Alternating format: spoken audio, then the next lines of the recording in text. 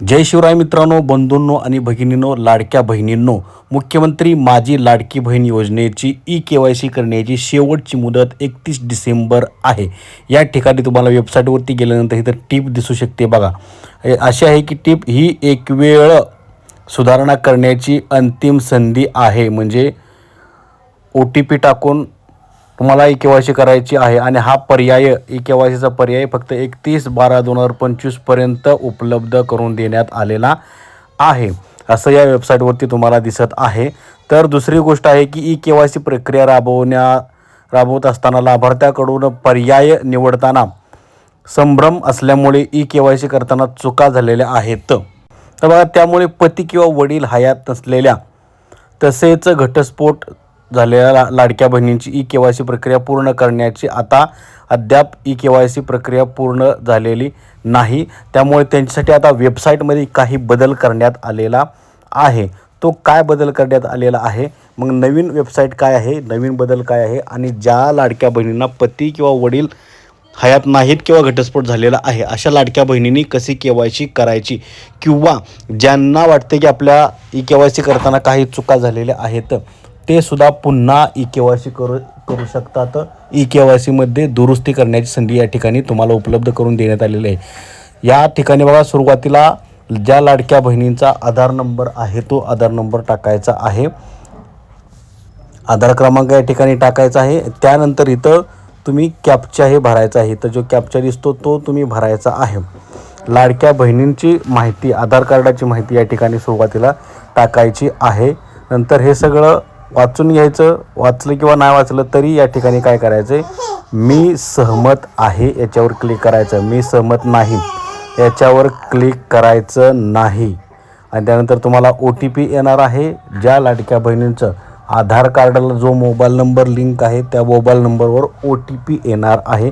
तो OTP या ठिकाणी टाकायचा आणि त्यानंतर OTP टाकल्यानंतर लाडक्या बहिणींची ई-के-वाय-सीचे पहिला टप्पा या ठिकाणी पूर्ण होतो. OTP टाकून इथं सबमिट करायचं. सबमिट केल्यानंतर लाडक्या बहिणींचं आधार कार्ड इथं ई-के-वाय-सी पूर्ण होते. त्यानंतर पुढचा ऑप्शन येतो, तिथं तुम्ही विवाहित आहात किंवा अविवाहित आहात हा नवीन ऑप्शन या ठिकाणी जोडण्यात आलेला आहे. लाडकी बहीण वेबसाईटमध्ये सुरुवातीला प्रथम म्हणजे याच्या अगोदर ज्यांनी के-वाय-सी केली त्यांच्यासाठी हा ऑप्शन नव्हता. हा ऑप्शन नवीन ऑप्शन जोडण्यात आलेला आहे. घटस्फोटित आहेत किंवा ज्यांचे पती नाहीत त्यांच्यासाठी हा ऑप्शन जोडण्यात आलेला आहे. नवीन हा बदल आहे.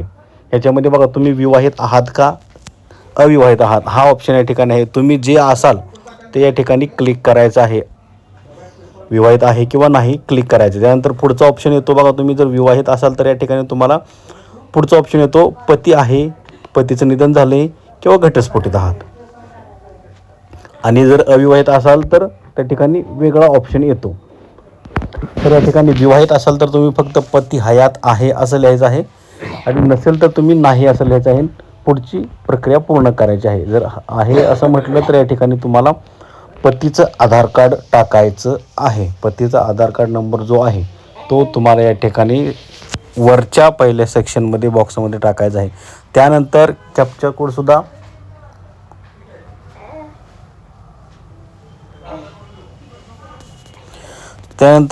कोडसुद्धा या ठिकाणी तुम्हाला भरायचा आहे. इथं जो कॅप्चा कोड दिसतोय तो भरायचा आणि खाली सुद्धा परत म्हणायचं मी सहमत आहे.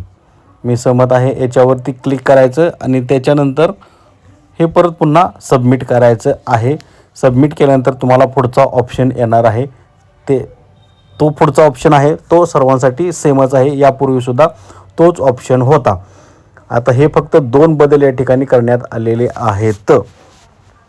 तर जे विवाहित असून म्हणजे घटस्फोटित आहेत त्यांच्यासाठी वेगळा ऑप्शन आहे. तुम्ही त्यावर क्लिक केल्यानंतर तुम्हाला तो ऑप्शन येणार आहे.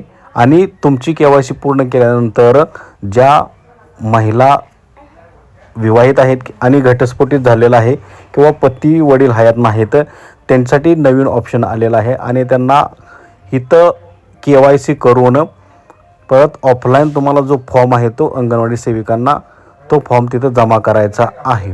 त्याची माहितीसुद्धा तुम्हाला मी व्हिडिओच्या शेवटी देणार आहे. कोणता फॉर्म त्या ठिकाणी जमा करायचा आहे तो. इथं पतीचं आधार कार्ड नंबर आहे तो टाकल्यानंतर तुम्हाला OTP येणार आहे.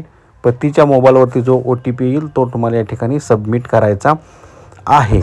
यात सबमिट केल्यानंतर तुम्हाला इथं OTP सबमिट करून पुढचा ऑप्शन येईल, तो शेवटचा टप्पा असेल KYCचा. शेवटचा टप्पा हा सर्वांसाठी सेमच आहे, याच्यामध्ये काही बदल करण्यात आलेला नाही.